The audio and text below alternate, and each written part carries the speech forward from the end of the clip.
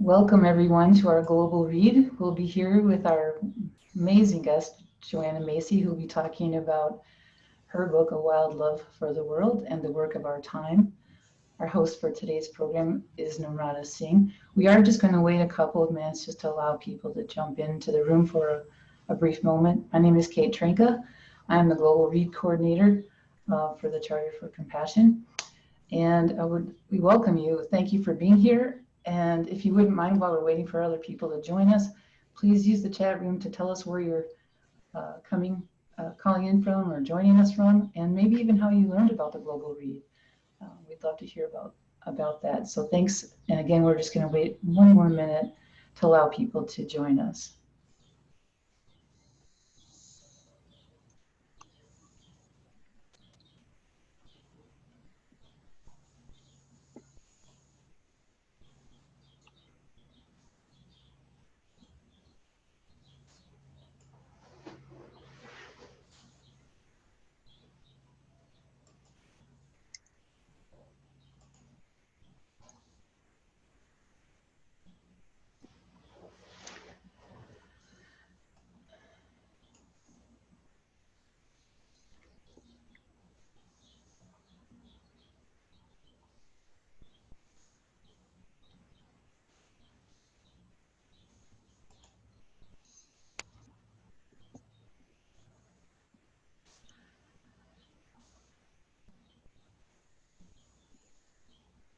It looks like we've got people still jumping into the room.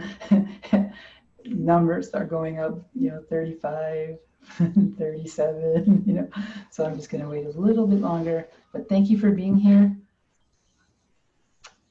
at our Global Read with Joanna Macy. You're in the right place.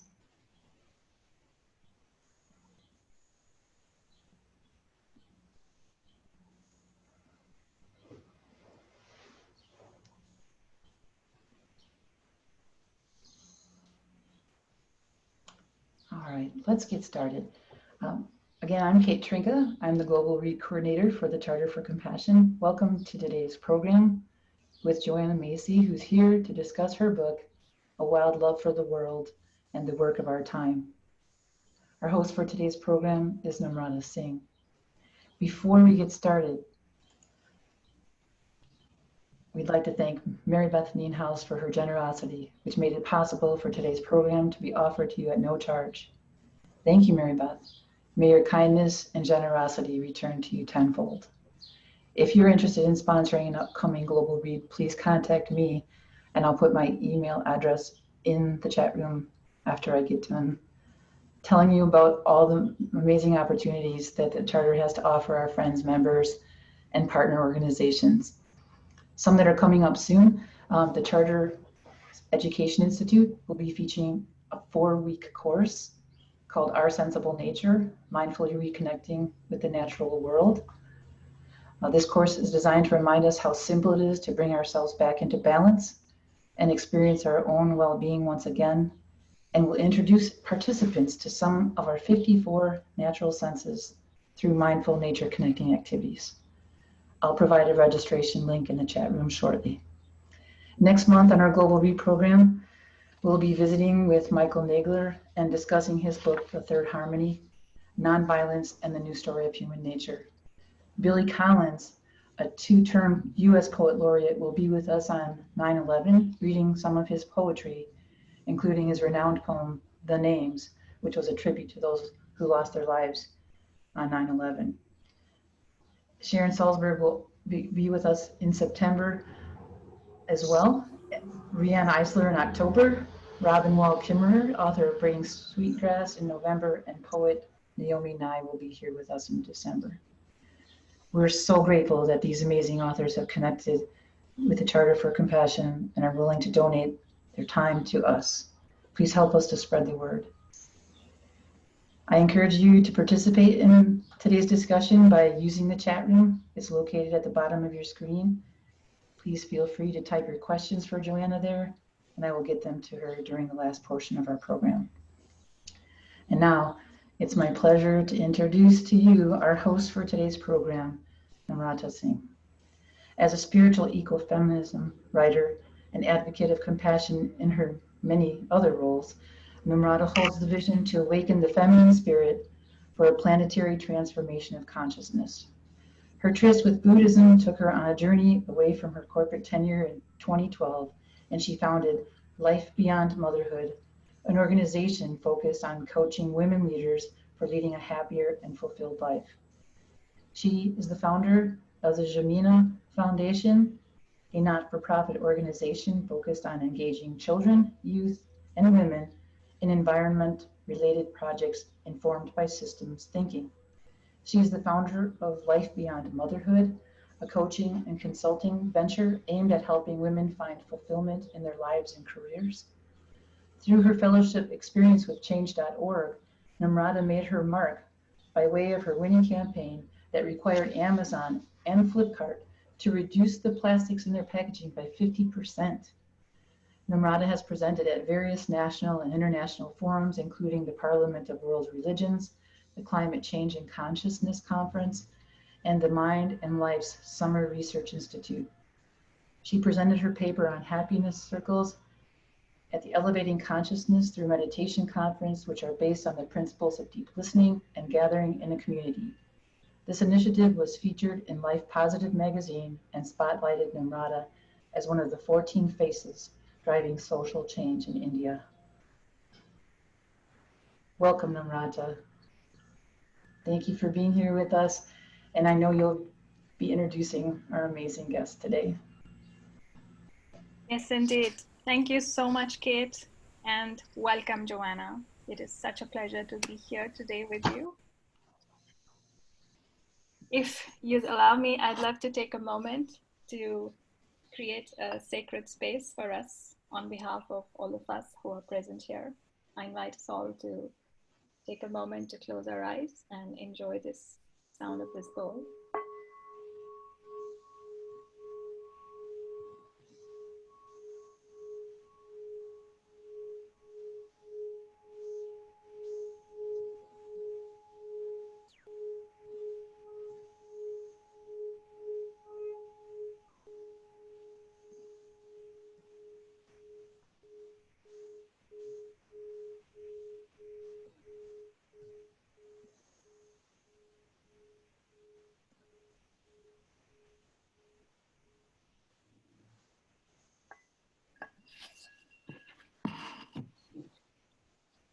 As I was preparing to be here today in the presence of Joanna, I looked up for some guidance from Eileen Caddy, the co-founder of Findhorn.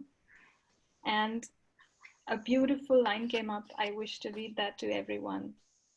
Now is the time of building, of creating, of unity and harmony, of peace and love, of wholeness and oneness. May this conversation kindle the flame of love in all its listeners as we enter this spiral today that is inspired by Joanna's work that reconnects. We all have this blessing today of witnessing the presence of Joanna Macy, who's joining us from Berkeley, California, where she stays close to her children.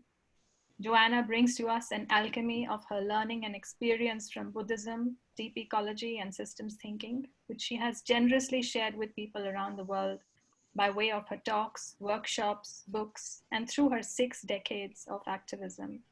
Joanna is not only a respected voice in movements for peace, justice, and ecology around the world, but is loved by millions for her poetic writing, her simple, down-to-earth, relatable, compassionate nature. We are so grateful to you, Joanna, for making the time to be here with us today, to talk to us about your latest book, A Wild Love for Our World, which has come into being in collaboration with Stephanie Kaza and so many other people who lovingly contributed their outstanding pieces to make this such an enriching read. I absolutely loved reading the book and would love to hear from you. What, in your view, Joanna, is a wild love for the world? Oh, Namrata, what a wonderful question. So many things, but it starts always and comes back always to choosing to be present. Not being distracted and thinking of other things, but to be awake right now, and where are you awake? Where we're in many different kinds of places and shelters and cities and towns, but we are held in the arms of our living earth. We're alive at a time when the planet is found by scientists, not just indigenous people or romantic poets, but science as well as the earth wisdom traditions of our peoples, to be living, alive, our larger body. So for me, a wild love for our world asked me to pay attention, to be here now in this, and see it as my larger living body, our own, where we come together to discover who we really are. Beautiful. Thank you. And we know from the chat that there are so many people who have been so deeply moved by your work, and you always talk about holding everything together. And the second part of the spiral really takes us into honoring our pain. And that is so relatable to all of us right now, given that we are all in this pandemic together. I wanted to talk to you about this chapter in the book called Trust in Life, where you talk about your own adolescence experience of how your father wanted you to accompany him in the summer to help him in his office. And you claimed your agency when you were all of just 16. I would love to read this line, this excerpt for our listeners, because I think it's so powerful and so needed at this time for all of us. I read, "Papa, I'm going to the farm. We can talk about my working in your office in the fall." I knew ultimately there was nothing to fear. What was it, Joanna, in that moment that led you to step over from that edge of fear into your agency? And what has helped you in not retracting back into that cave of fear? Because it's a good question, because I had grown up with that fear.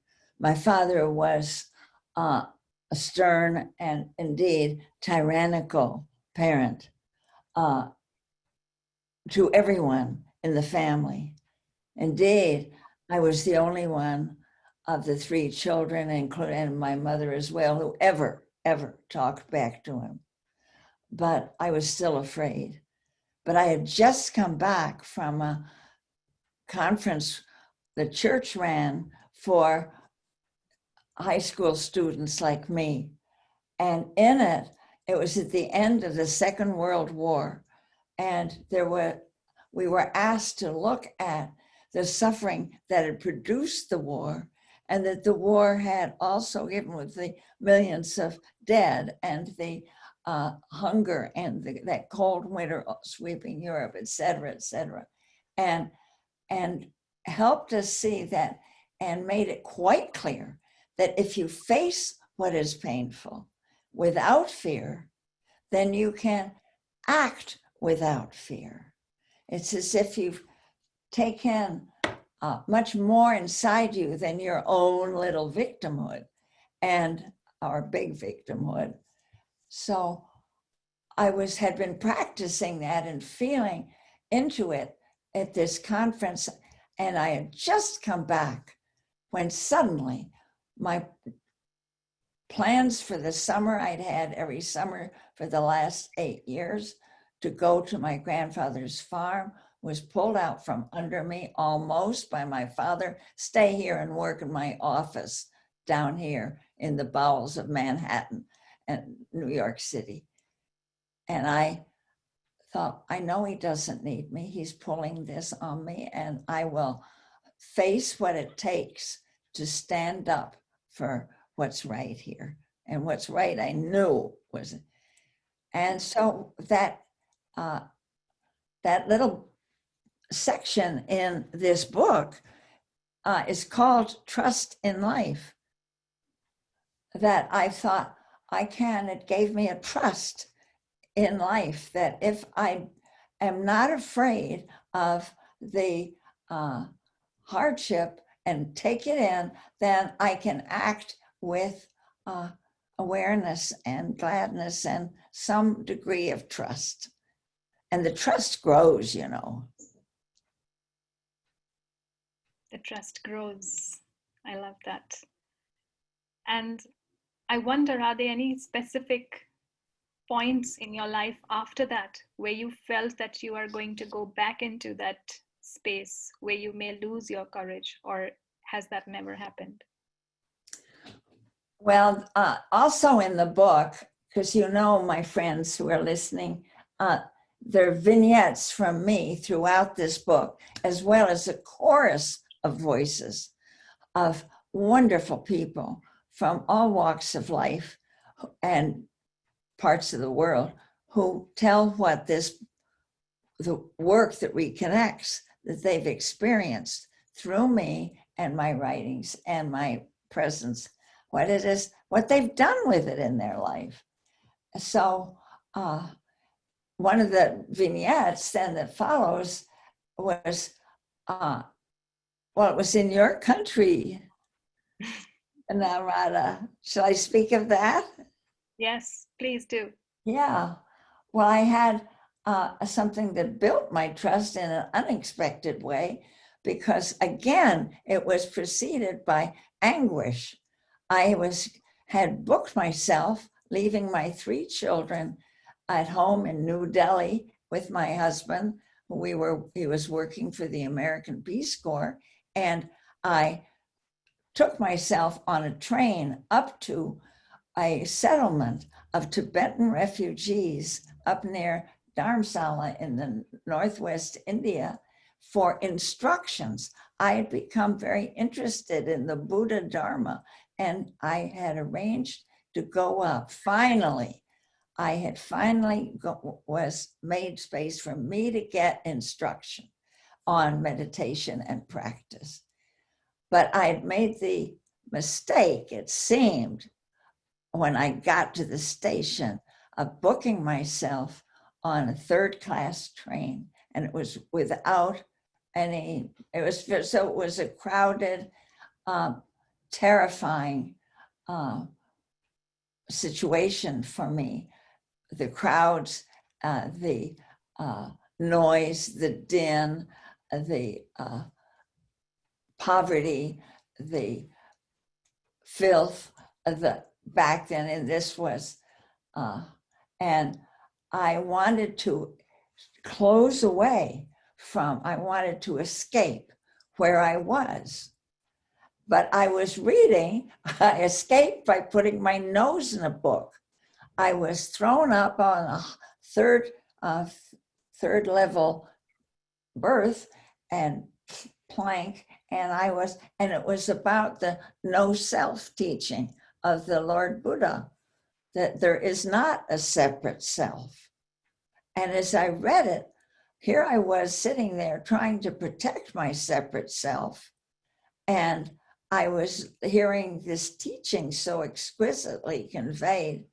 And as that I took it in, something happened to me that was more than my mind, and certainly more than my fear and revulsion even. And I felt that I was like a kernel of popcorn popping, that what was on the inside of me exploded to become what's on the outside. And the outside was inside me. The world I wanted to exclude came into the heart of me.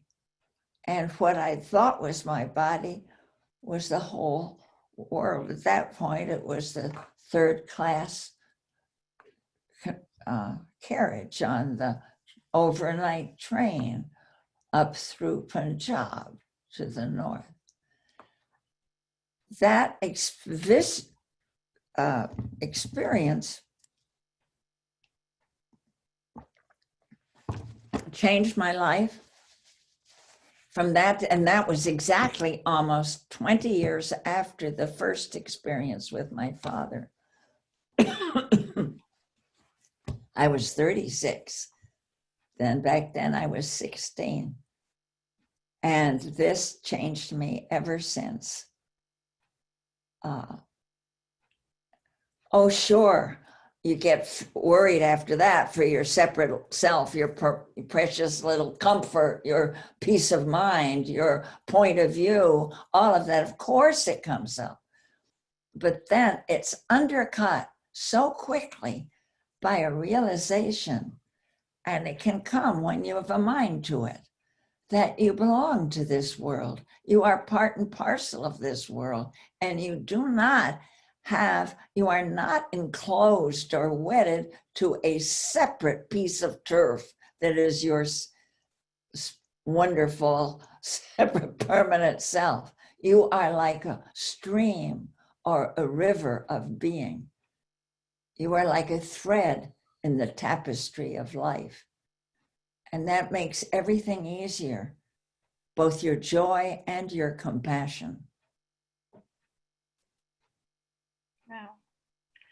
That's so beautiful. Thank you. Thank you for sharing that, especially the train journey in India. I can really relate to it. And those of us who may have had that experience, they can. And particularly because this was back in the 60s. Mm. It was back before you were born, my dear. But it's not too different now. I'm quite sure about that. Yes. So a beautiful line on this from the section written by Kay Jones, where it's titled Introducing Joanna's Stories about Awakening. And what you described really seems to be like an awakening experience. So it says, an awakening is a full body insight, an intuitive realization that you can't achieve by argument, persuasion, or thinking it through. You are delivered into it, held within its hands, like birth and death. And I thought it was such a beautiful way of describing awakening. And it immediately reminded me of all of us right now here in the middle of this pandemic. Can you talk a bit about how at this time we are all being delivered into a collective awakening of sorts? I believe that is so. And I think we can see it around us. That, yes, of course there's fear and there's suffering, and we're encountering death. Humans have been encountering death from the beginning of time. But we can't pretty it over now. It's right here. We can try to deny it, like our president in this country at the time, but there's no way to deny that. And so, as always, with the mystery of coming into life at all, we never asked for it, we didn't create it, and suddenly we're here. And then it's doesn't last forever. All is impermanent. And that impermanence and that death makes you so wake up to life. And so we're waking up to our fragility, but we're also waking up to each other. And I've become fascinated by the rising of concern for others, patterns of mutual aid, reaching out to hands of care,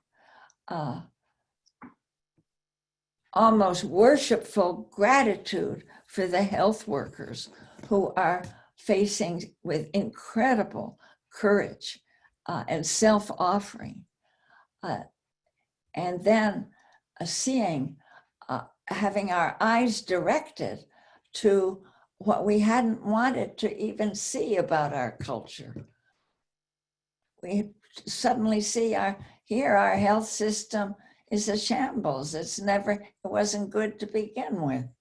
It was everybody, it's hard to really take care of people if you're constantly trying to make it profitable and doesn't fit. So we're seeing that. We're seeing what we need to see about the racial suffering here. And finally, this opening to each other is taking form of such demonstrations, and they're not what they're characterized by caring, not by fury. Often it's the police that are more angry than the demonstrators. And this readiness to change, spelled out with great demands. We don't need a culture like this. And this readiness to change is spilling beyond the demonstrators themselves, to the civil servants, to the city councils. I don't want to paint too pink a picture, but I am overwhelmed, as so many of people I talk to and see and hear around me, that there seems to be something collective happening. And of course, the concerns for racial discrimination and suffering has not stayed within these shores. It's all over the world. It's spreading around the globe. And you all who are listening must have your own awareness of that. Statues being pulled down around the world of those who represent the drive to turn dark-skinned people into slaves, to turn people into profit, to turn our world into a commodity. So there's a whiff with all this suffering. There's a sort of breeze blowing, isn't there? Yes. And I think that it's that breeze which really unites us in a way. You know, it creates that thread that you were talking about. Yeah. Through all of us. Yeah, we united with suffering, and we're united by possibility and this sense of common will to care. Yes. A caring sweeps the world. Absolutely. And there's beautiful incidents of compassion being shared, and it's just so heartening to see all of that from everywhere suddenly.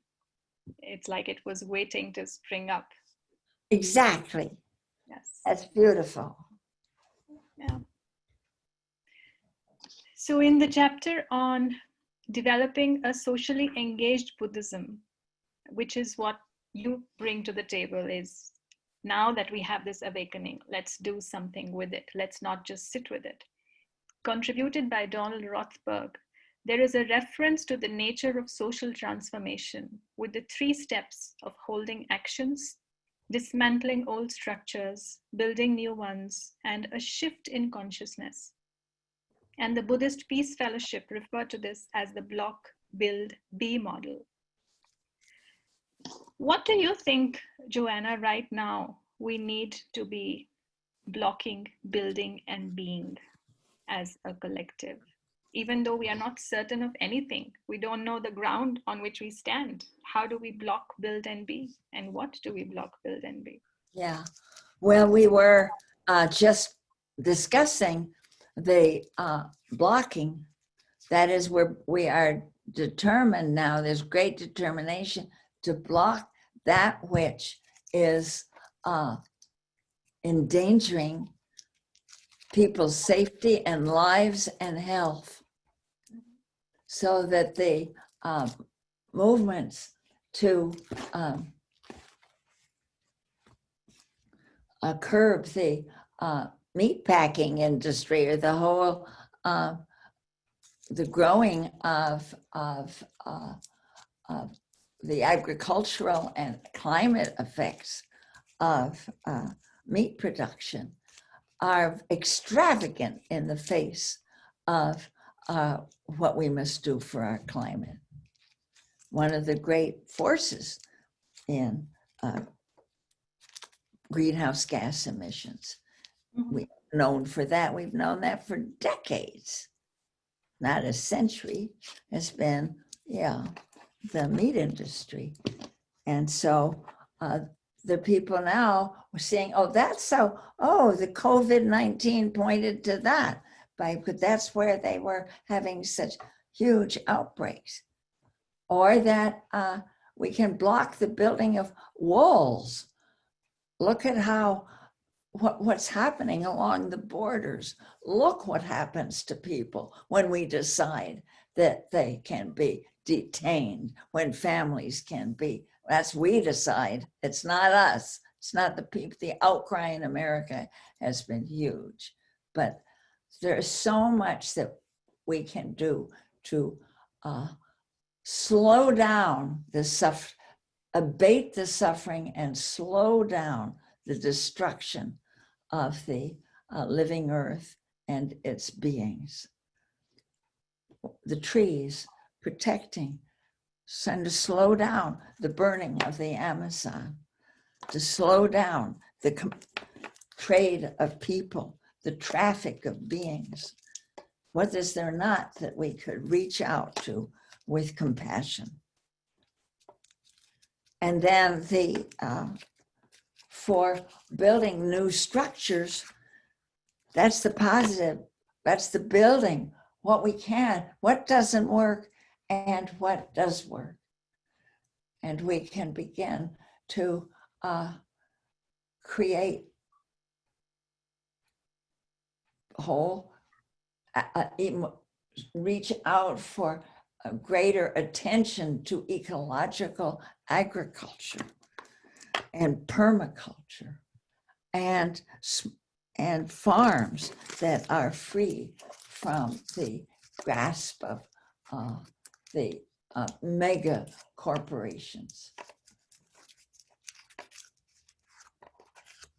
And then the center of it, all of these are fine.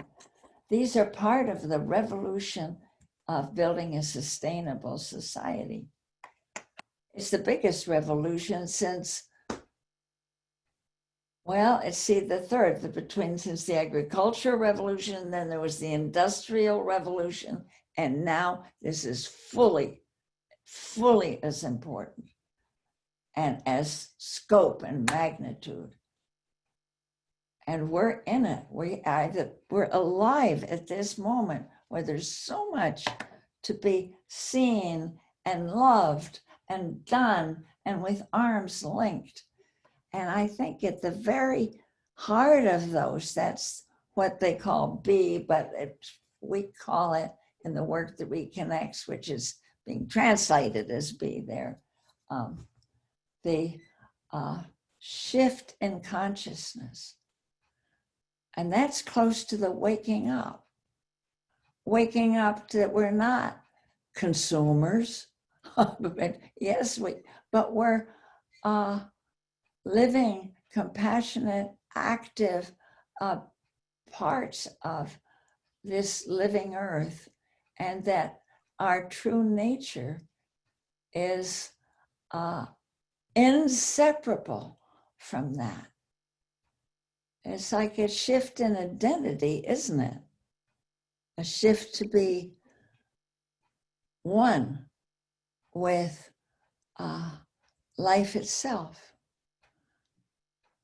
Well, that might seem a little vague for you, anyway, but you can feel that there is a sense of being on the team with Earth and the self-organizing forces with Earth and the beauty of the trees, and to take lessons from the trees and the rivers and use them to clean up this world, which will mean becoming healthy ourselves.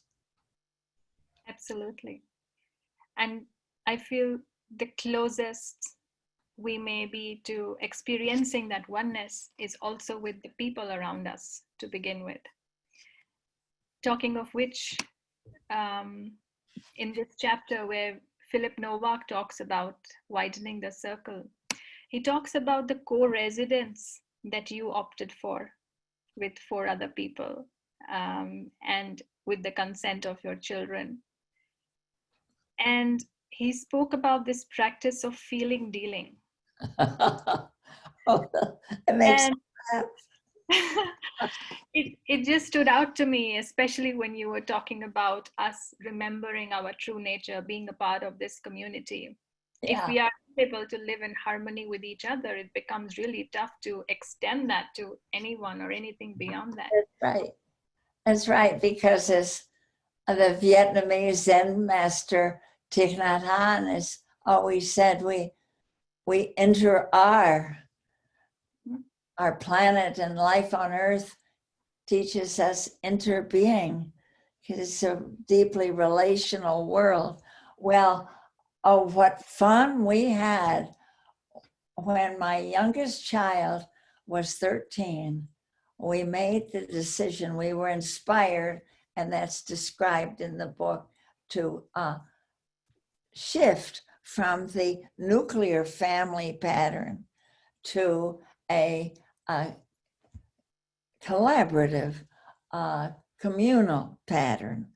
And so we shook off our house in this was while I was actually doing my graduate work, but we found an old house in the center of town. It needed a lot of work, but it had some lovely features.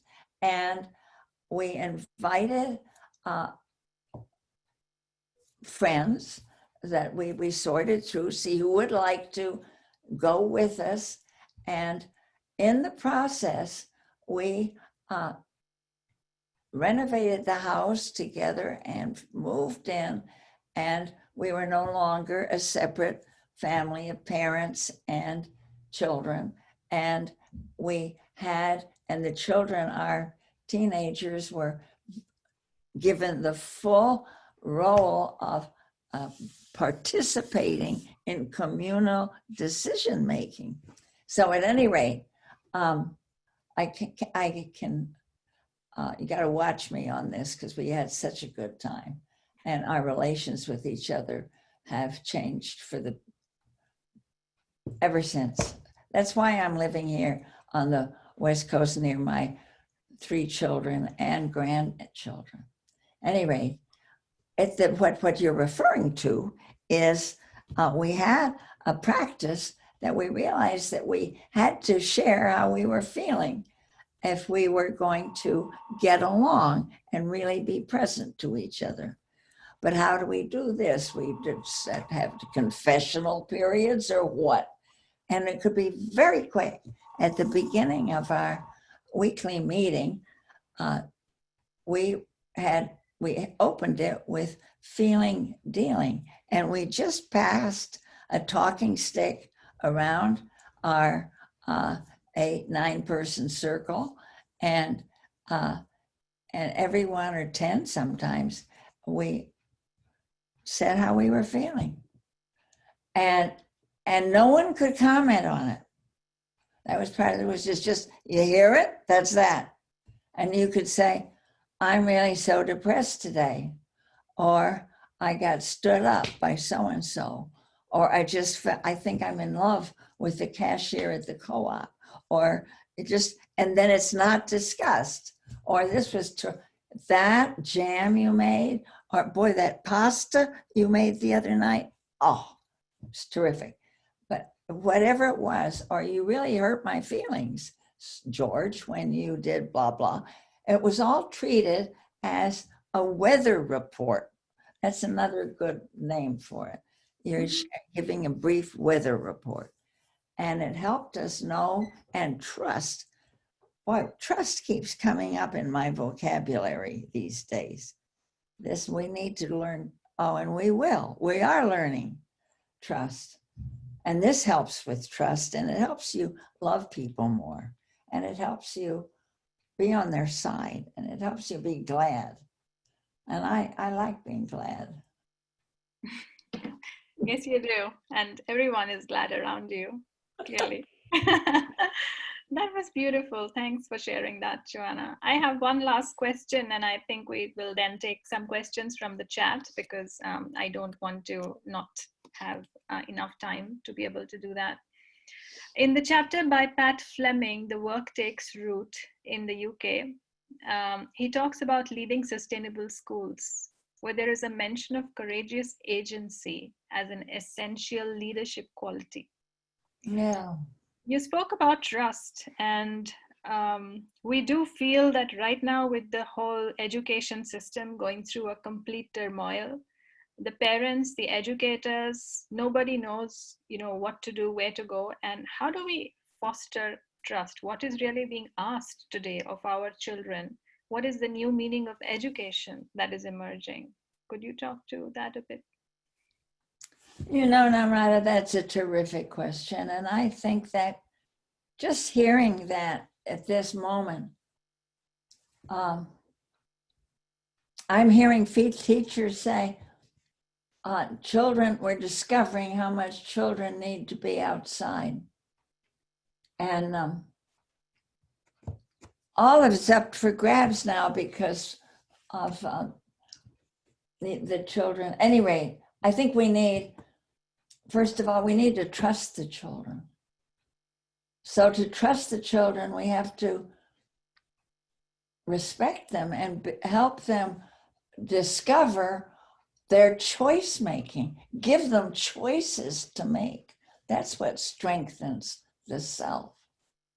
And then help them see, to explore, trust them to explore what these choices lead to. And that means giving them a lot of freedom in what they do, or interdependence, where they can work in teams to explore this or explore that. Yeah. We know so much now about developmental psychology. We have a lot of wisdom there.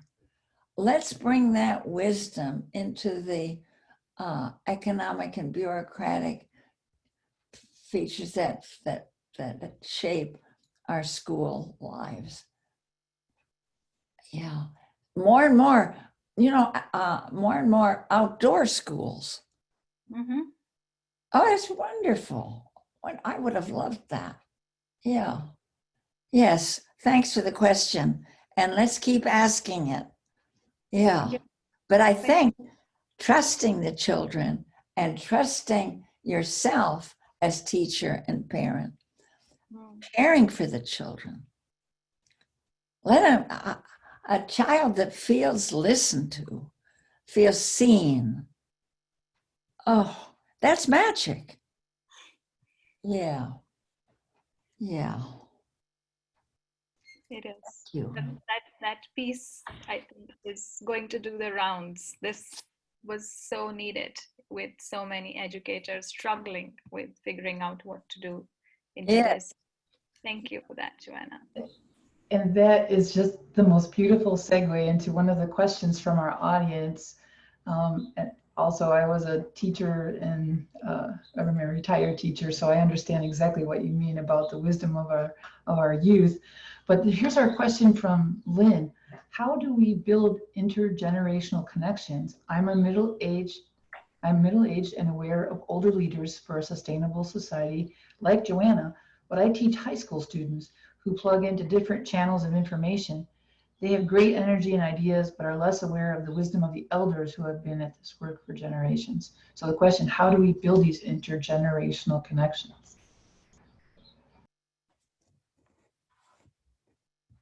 One of my good friends is herself a grandmother, and not quite as old as I am, in my 90s, but she's late 70s, and she's moving to a farm right on the edges of my town, which is being fought by young people. It's a permaculture farm, and it's got goats and sheep, and there's nobody her age, nobody of her generation, but she knows, and they know, that to make a solid anything social, that there's nothing like that intergenerational chemistry.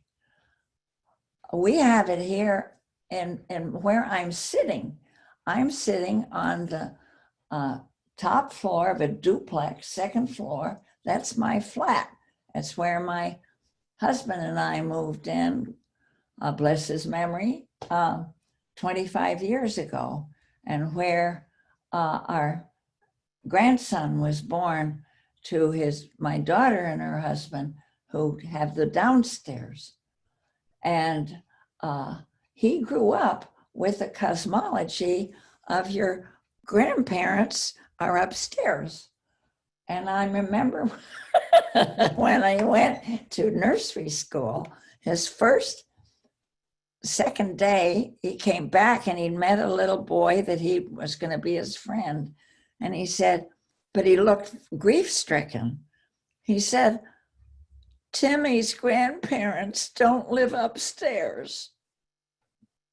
As if that were the normal and ordained cosmic pattern for us all.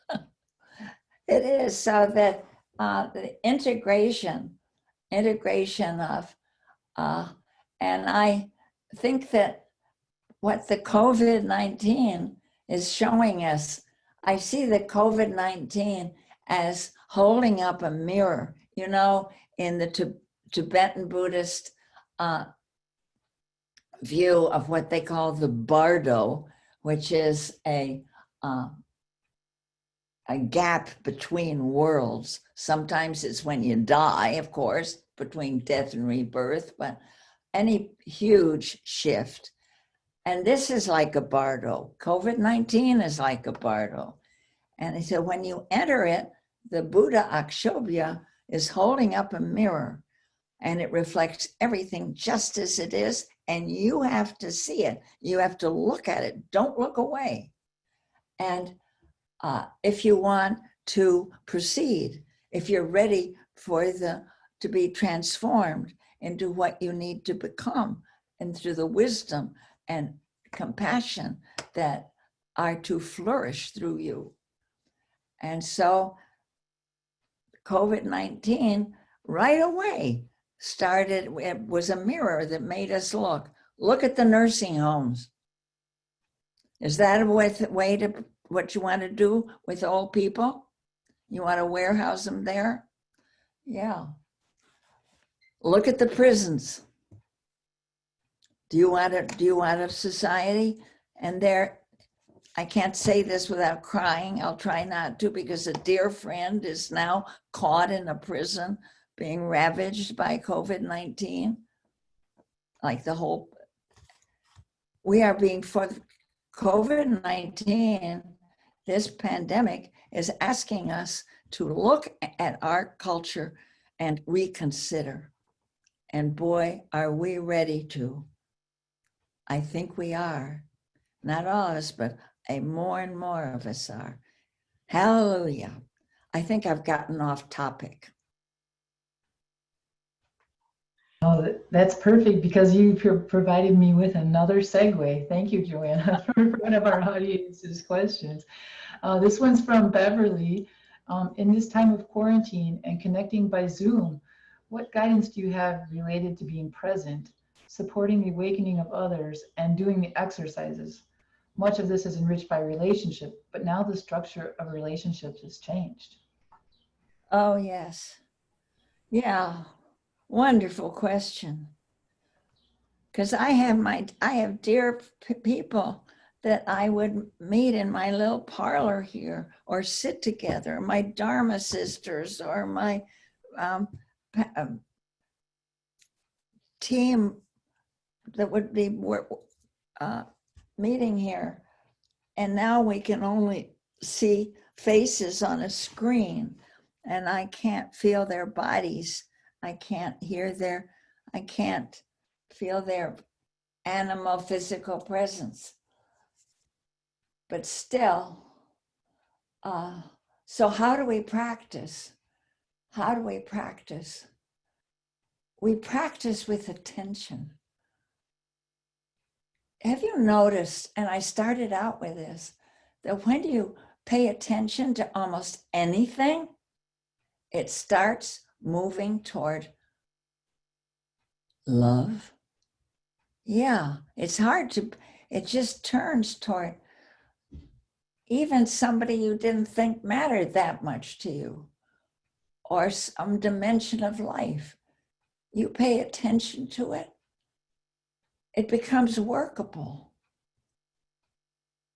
You even pay attention to yourself and you become more lovable to yourself. You become maddening and more lovable.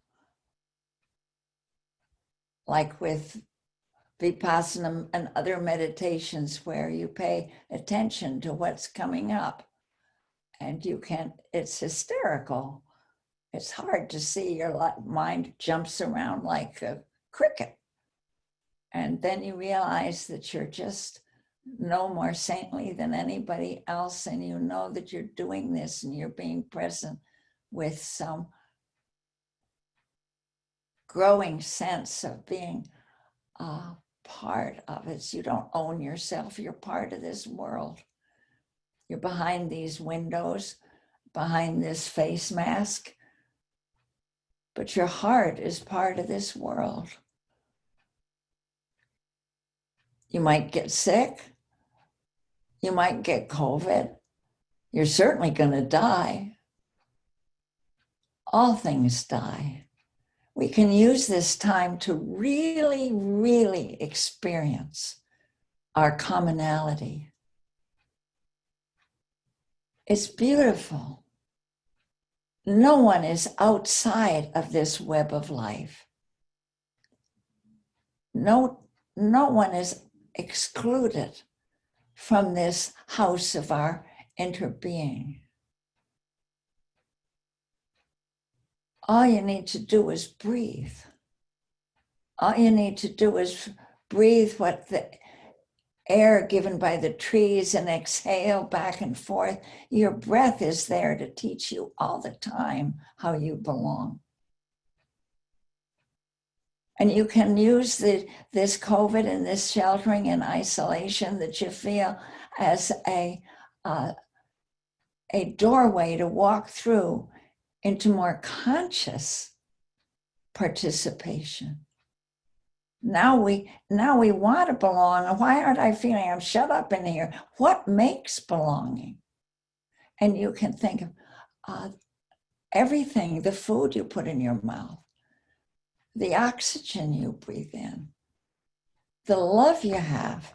My heart is breaking over what's happening at the prison of San Quentin, where a dearly beloved brother is, ravaged by the COVID.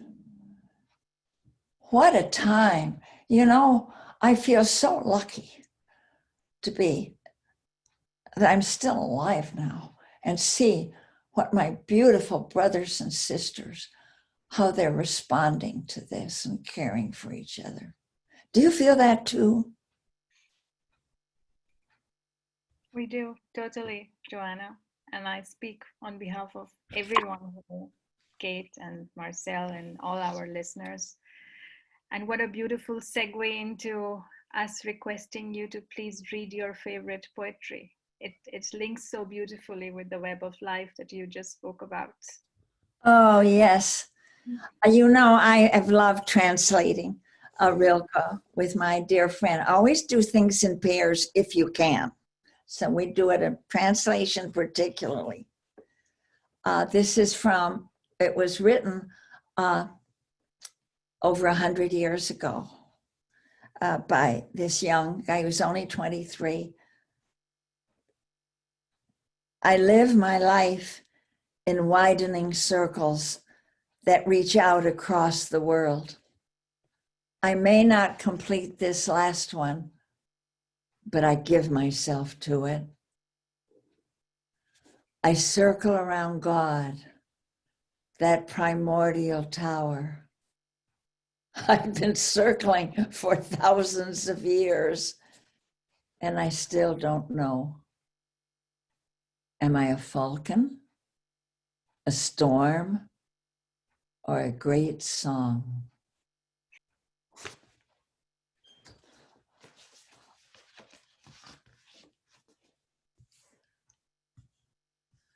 Can't hear you. What a beautiful time this has been, Joanna. It was marvelous to hear you say those words. I couldn't have enough of those, and I know it's every bit of it. It's just part of your being. It shows up every time you speak, and it's just so heartfelt. Thank you for sharing that. And my dear Namrata, it's been so much fun to do this together. I'll remember seeing your face when you were here, all the way from Mumbai. Oh, you are a brave one. Thank you, Joanna. Learning to be courageous, and your teachings are really helpful. Would you be kind enough to share a blessing for all our listeners here? Oh, yes. Dear brothers and sisters, let us bless each other with gladness for being alive, for the beauty of earth and our love for beauty.